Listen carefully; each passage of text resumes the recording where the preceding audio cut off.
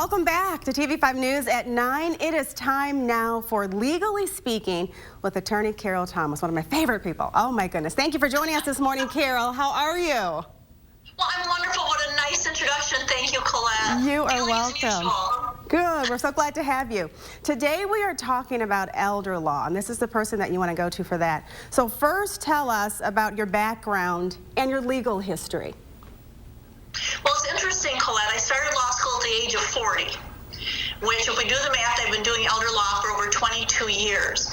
When I first started practicing as an attorney in my mid-40s, I really thought I would want to deal with estate planning, what happens when someone dies. But it became very clear to me early on that a huge issue that no one seems to deal with is what if there's an incapacity issue before you die, and that is elder law. What happens before you die if there's incapacity? You don't want to lose your life savings. Oh, that's perfect. That's so true. Now, what is elder law, and how does someone really know if they need an elder law attorney, Carol?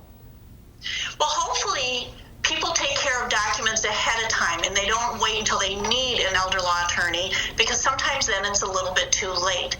So I think it's just part of the aging process. When someone reaches the age of 50, at some point after 50, individuals should take care of setting up their estate planning, setting up wills and trusts so that they are protected if there's ever a nursing home, or also setting up powers of attorney in case suddenly someone has a stroke and they're not able to pay their bills. You need to have named someone to take care of it for you. Oh, that's great planning. Okay, so how does elder law and then estate planning, how do they work together to protect a couple's finances, Carol? They work together perfectly. Estate planning is actually preparation of the documents. To protect assets, I like to set up a trust. I like to set up a power of attorney document where you've named someone who will make my financial decisions if I can't.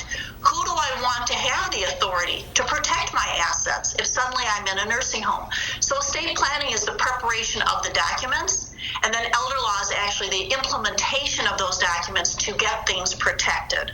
Okay, it's like a two-step process. Oh, that makes sense. Okay. Now, you are so knowledgeable, Carol. How can someone learn more about the elder law services that you provide and how to get in touch with you? Well, Colette, what I love to do is I love to present seminars, and we were kind of stopped for a while because of what's going on with the pandemic, but I've been able to start doing seminars, and I actually have one coming up in Bay City on September 10th. And I'm very excited that I am able to present again because people love coming to my seminars, learning what they need to know before it's too late.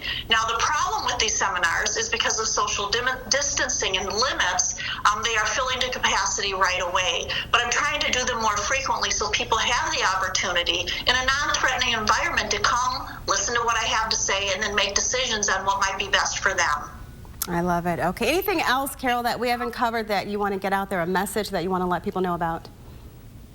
I just really want to emphasize, please don't wait until it's too late. It is so sad when families come to me, a loved one needs nursing home care, and they haven't prepared the documents, the person is incapacitated, and I may not be able to help them. And it's very, very sad for everyone at that point. So please, people should not wait. And Carolyn, I have to say, if you're in your 40s, you can do anything you want to do. Carol is a living example. I love it. Thank you, Carol, for joining us. Again, I appreciate your legal advice. We appreciate that. Thank you, Colette. You're welcome. And thank you again at home. If you want any more information, head on over to the hot link section at WNEM.com.